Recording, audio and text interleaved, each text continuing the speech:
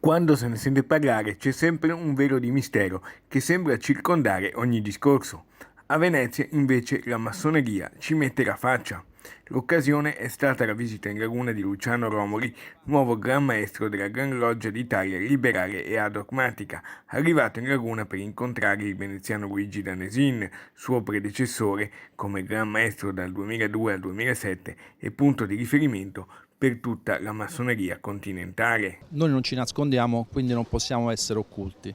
Noi tutt'al più potremmo essere catalogati tra le persone che esigono una riservatezza prevista anche dalla nostra Costituzione.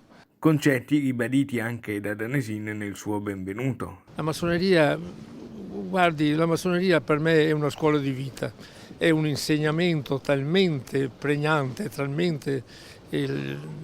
che veramente fa cambiare la vita dell'uomo. Venezia, con ben 200 fratelli, circa 600 in Veneto, ha un ruolo centrale nell'obbedienza che conta in Italia poco meno di 10.000 iscritti. La visita del Gran Maestro è una cosa veramente importante, ma non tanto per la persona che viene, per l'attenzione che il Gran Maestro, perché il capo della massoneria italiana ha verso la nostra città, e quindi è una cosa molto molto importante. La massoneria non è legata ai tempi e alle situazioni, è legata all'uomo.